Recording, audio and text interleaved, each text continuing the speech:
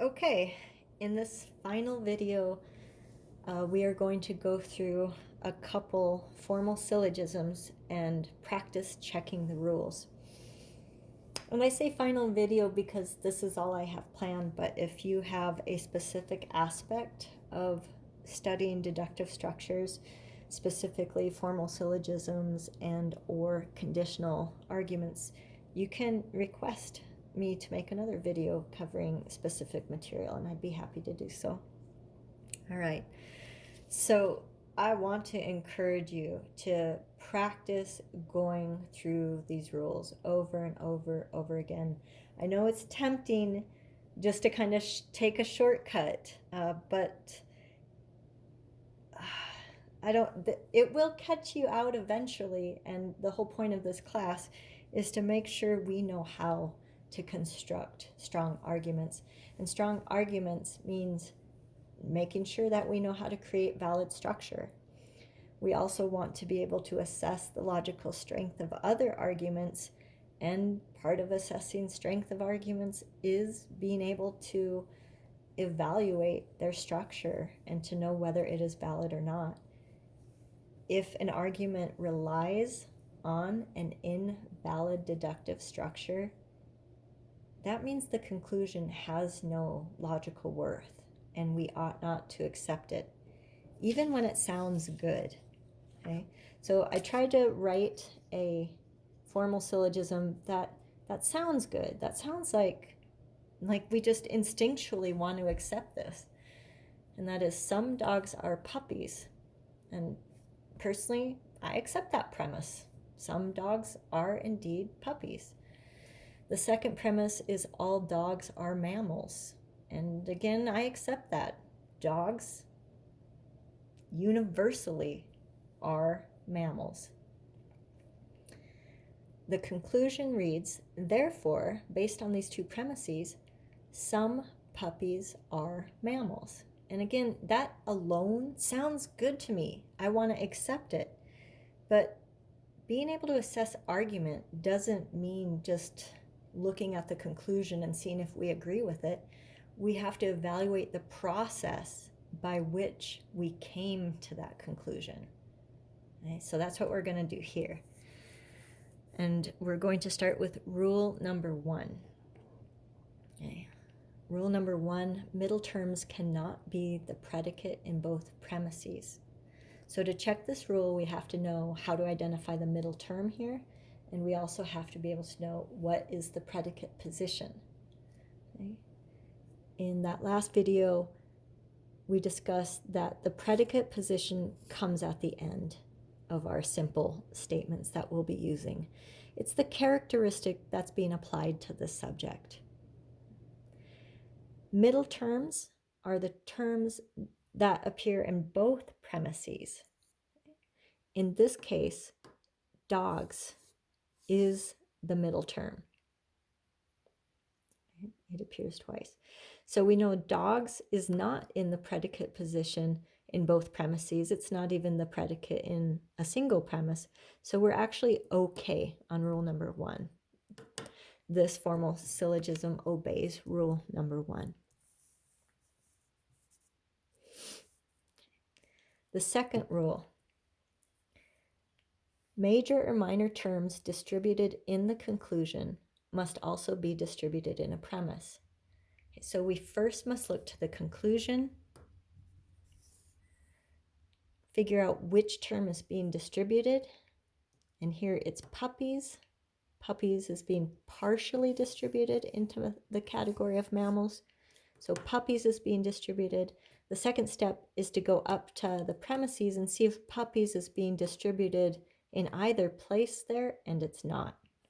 So we are breaking rule number 2. Okay. So no matter how good this sounded to us or to me, it's an invalid argument structure, and therefore I cannot accept this conclusion based on this argument. Okay, but for practice, we're going to keep going. Okay, at least one premise must be affirmative. And affirmative means there's no negation happening neither premise have a negation. We don't see a not, we don't see a no, we don't see the contraction and apostrophe T. So we're good on this. Okay? We have two premises that are affirmative, so we are obeying rule number 3. Okay, now, if we had a premise that is negative, our conclusion would have to be negative as well. It would have to contain a negation, like no, not, or an apostrophe T. But because we don't have a negative premise, we don't have to worry about rule number 4. We are good there as well. Okay. Rule number 5, at least one premise must be universal. Okay, so this is about the qualifiers. The major premise has a particular qualifier, but we have a universal qualifier in the minor premise, so we do have at least one premise that is universal. So we are good to go on rule number 5. Okay.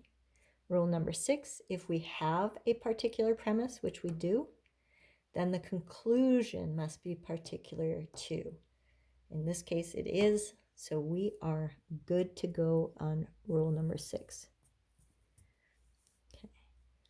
Rule number 7, terms cannot be separated from their qualifier. And what this means is that we can't, my example in green here is all dogs cannot later in the argument become some dogs and vice versa. Okay. So we look at our formal syllogism. We have some dogs here, and it becomes all dogs here. And that's not allowed according to rule number 7. Okay, if we have some dogs and then dogs is appearing with a qualifier anywhere else in this argument, it would have to be some. So we are breaking rule number 7.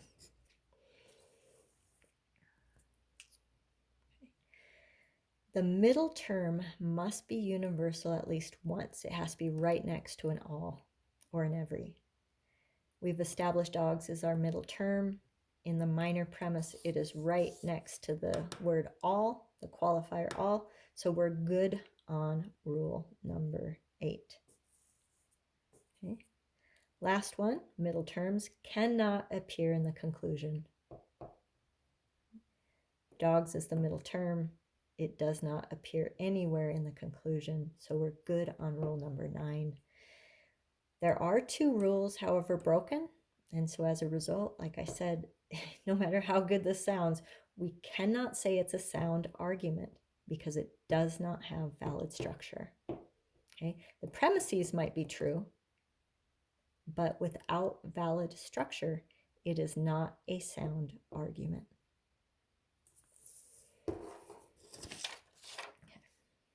Let's see if my voice can last for one more example. All right, here we have some fish are cats, some dogs are cats, therefore all dogs are fish. Again, this one's a little ridiculous, just so we can not be wedded to what we think about the meaning of the words and just focus on structure. All right, so middle terms cannot be the predicate in both premises. So take a moment, identify the middle term, and see if it is found in the predicate position in both premises. And we know the middle term because it's the term that is used in both premises. Here we have cats. We know the predicate position is at the end of the sentence as the characteristic being attributed to the subject. So we are indeed breaking rule number 1 with this formal syllogism.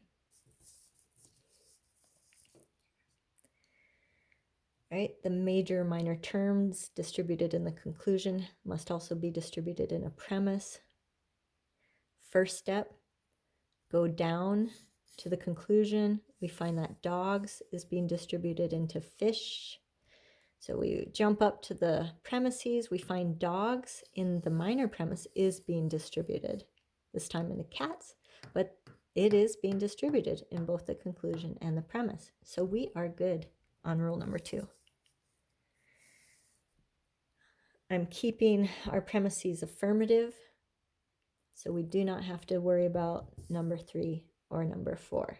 But just remember, if there is a negative indicator, so a no, not, an apostrophe T, in either of the premises, then the conclusion has to be negative as well. Also, we can't have a negative statement in both our major and our minor premise. Rule number 5 states at least one premise must be universal. Take a minute to see what you think. Okay. Here we have to assess the qualifiers. In both premises, the qualifier is the word some, which it is a portion of the group, which means it's particular and not universal. So we are breaking rule number 5. Okay. Rule number 6 says if a premise is particular, and here we have 2 premises which are particular, the conclusion must be particular too. So we check down here and we look at the qualifier, and it's a universal qualifier. So we are breaking rule number 6. All right. Terms cannot be separated from their qualifier. So some fish can't magically become all fish anywhere in the argument. We're good on that. I don't see it, all fish anywhere. Same with some dogs. Oh my goodness, look at this. Some dogs magically becomes all dogs there. So we are breaking rule number 7. Okay. The middle term must be universal at least once, and that means it has to be next to an all or an every. We've identified cats as the middle term. It is not right next to an all or an every in the premises, and therefore we are breaking rule number 8. I'm just going to mention, I find when I'm constructing my formal syllogisms, this rule is a great way to use as I'm constructing it. Because if I can get that middle term next to an all and move forward and make sure my premises are true, there's a good chance it's going to work out. Okay? It's just that rule I find to be an important hinge as I'm constructing formal syllogisms on which to develop my argument. Okay? I don't know if that helps you, but that is one thing I have found. Last one, middle terms cannot appear in the conclusion. Again, cats we know is the middle term. Cats does not appear anywhere in the conclusion, so we are good on rule number 9. But you can see we've managed to create a formal syllogism that showed us all of these rules being broken. Absolutely good practice for checking the rules. All right, as always, if you have questions, you can leave them as a reply on the QC at the end of this video, and you can email me. And also, if there is some aspect of this that you're struggling with and you believe that seeing it in a video form would help, go ahead and make that request and I'll see what I can do.